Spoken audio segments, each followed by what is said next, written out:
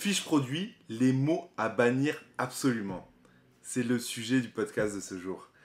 Euh, voilà, là je vais parler de quelque chose d'important parce que avant je le faisais, je le faisais mal et je n'avais pas conscience de tout ça et au final comment ça s'appelle, euh, bah, ça ne convertissait pas ou peu. J'étais content parce que les requêtes étaient positionnées, mais je ne pensais pas forcément à la conversion.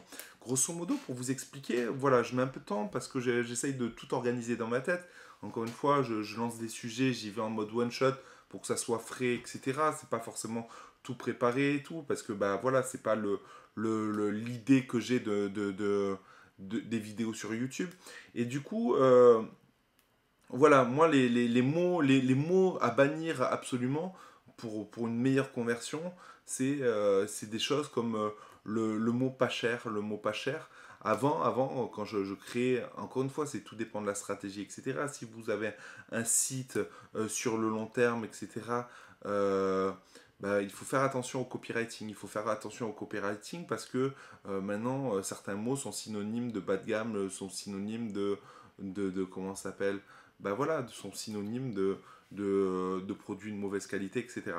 Et avant bah, pour se positionner, on mettait une multitude de mots-clés bah, dans le titre. On le voit souvent sur des listings Amazon où il y a le mot-clé principal et à la fin ils mettent des mots-clés.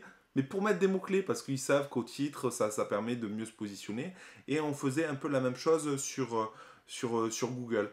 Encore une fois, bah, c'est pour ça que l'importance des tunnels de vente quand vous faites de l'e-commerce, c'est important. Parce que si demain vous faites de l'e-commerce et que vous faites, par exemple, vous voulez faire du référencement naturel, le fait de faire des tunnels de vente, vous pouvez vous permettre sur une page bien précise de mettre des mots-clés à l'intention d'achat. Par exemple, acheter costume homme pas cher, par exemple, ou costume homme noir rayé pas cher, où vous allez aller sur une page qui va renvoyer sur une autre page, qui va renvoyer, par exemple, sur le produit final. Le produit final, il faut que la fiche produit soit la plus parfaite possible. Et pour qu'elle soit la plus parfaite possible, vous ne pouvez pas vous permettre dans, dans, dans le contenu de mettre des mots-clés comme pas cher, des mots-clés comme comparé, blablabla, juste pour vous positionner sur des requêtes précises.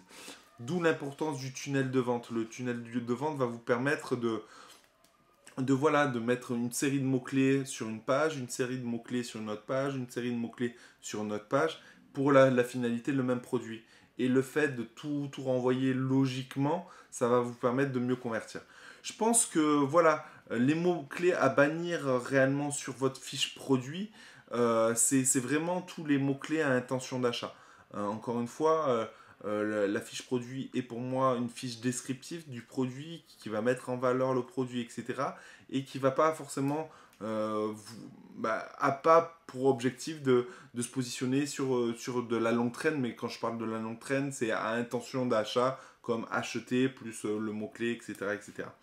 Voilà. Donc moi je vous invite fortement à essayer tout simplement ma stratégie. Ça prend pas forcément beaucoup de temps, mais quand vous avez un produit, créez des pages où vous allez les rediriger vers cette fiche produit. Et c'est ces pages-là que vous allez positionner et en créant un copywriting, etc. etc.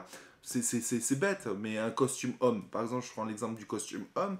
Le costume homme, il peut être bien pour le mariage, pour les baptêmes, pour les communions, pour un chef d'entreprise, etc. Mais vous imaginez marquer tout ça sur une fiche produit, c'est pas bon. Tandis que si vous créez une fiche costume homme axée pour les mariages, avec des photos de mariage, avec du contenu par rapport à ça, un costume homme axé pour le boulot, pour la rentrée, par exemple, pour le travail, etc., axé avec des photos comme ça, etc., vous verrez, vous allez beaucoup, beaucoup mieux convertir. Penser positionnement, c'est bien, mais penser conversion, c'est mieux. Et il faut vraiment, vraiment pas l'oublier. Sur ce, j'espère que cette vidéo vous a plu. N'hésitez pas à la liker, ça me fera vraiment plaisir, ça me motivera à continuer. J'essaye d'être de plus en plus régulier. C'est surtout que voilà, je parle de sujets qui me touchent à l'inspiration. Là, je suis chez moi, etc. Je prends ma caméra, je fais le sujet, comme ça, j'archive et comme ça vous fait un contenu. Donc n'hésitez pas, même à me poster en commentaire, etc., des sujets de vidéos. Et voilà, sans langue de bois, je vous sortirai mon ressenti par rapport à ça. Encore une fois, j'ai une certaine expérience dans l'e-commerce.